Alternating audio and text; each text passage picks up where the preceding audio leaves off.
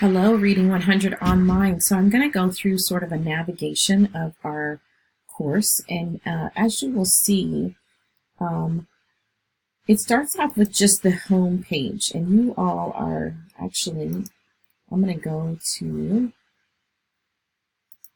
the home page, make it a little bit different. And you should see that it takes you right on to modules. And so this particular, for the past 3 days, you've sort of had an opportunity to um, kind of get familiar with the online course and sort of the format, but I kind of want to go through step by step a little bit about how to do this. So the Course Henley welcome page you will see here has my contact information, Cranium Cafe, instructor bio, about this course, the structure of the course, and I'm going to go ahead and put this screencast-o-matic here just so that if you want to go back and reference it, that you possibly can. Netiquette is just about being how we interact with each other online and demonstrate a level of professionalism in academia with one another. Now, Canvas is designed to look at this next button at the bottom. So if you just click next, it takes you to that next assignment, which is your course syllabi. And a couple of you have already filled out or reviewed the course syllabi to see what things or expectations are involved in the course. I suggest that you read those in their entirety, especially the part where it says about course details, and I'm not sure if you understand. This is a 3-credit course. It is from October 14th all the way till December 13th, but there's so much seat time, and what seat time means is there's so much independent work that has to be done to sort of prove the skill level that you have to earn the credit for the course. So I'm going to go ahead and hit this next button at the bottom here, and that is another download just in case people want to go ahead and print off the syllabus for themselves. Sometimes we're still paper pencil, and so I understand that. And if you click the next button, I added in course policies and procedures because I wanted us to spend a little bit of attention to the policies and procedures of this course. So what is my responsibility? There's nothing worse than being in a class and you're not sure what the expectations are. So it kind of talks a little bit about what you can expect from me, what I should expect from you, and then sort of our communication in the middle. And I'm so proud of you taking this time to invest in yourself. And so I want to make sure that you understand some expectations that we have for together, and how we communicate. Now, you don't have to worry about the cell phones in class because you're online, and classroom protocols, but I put those in there just so that you know if this is your first course in general of taking those things for college.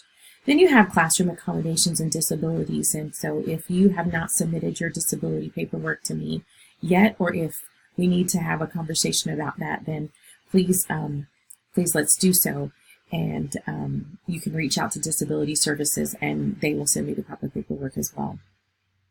The next thing I always put in here is sexual harassment and domestic violence and stalking. It's kind of the world we live in a little bit now, and I want you to be safe and I want you to be protected. And even though I'm not physically with you, I want you to know that I'm here to support your journey and how you can stay safe. And I've also provided a college safety resource at the bottom. Next, I've been asked some questions about being able to do the course on the phone. It is not my recommendation. However, I understand that sometimes those are those circumstances in which you're under to be able to take the class. So I've placed some computer skill requirements or required technology or recommended technology so that you can make sure and ensure that you are ready to you have all of the equipment to finish the course and to complete the assignments that we have. The next thing is the technical support. So, whenever you're using technology, you're always going to need that support. And who do I reach out to if I'm having a problem with Canvas, or if I need to fix this, or if, all kinds of things go wrong. And so I have provided all kinds of resources for you to be able to access that. I also have provided something called the lockdown browser, and that is if I use a high stakes test. That is a proctoring software tool, which means that you can take a midterm or you can take a final at home, but it is a high stakes test, so that therefore it would be monitored by a tool. But we'll get if I choose to use that or need to use that for the midterm and final, then I will come back to how we use that software. All right, which brings us to our first sort of level of general overview and getting started. And you will always see that I provide instructional materials and then whatever handouts that I may want you to upload or to place in to our Canvas. And if you go here and you click the next, it talks about who this woman is, myself, and I introduce myself later on in a video.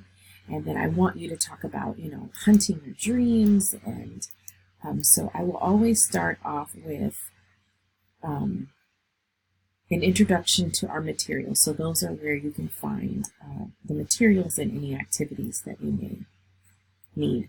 Then there's some learner support if you have disability services, again, sports activities, family, community. If you find that you need resources such as food or housing, I wanted to make sure to provide those resources for you as well.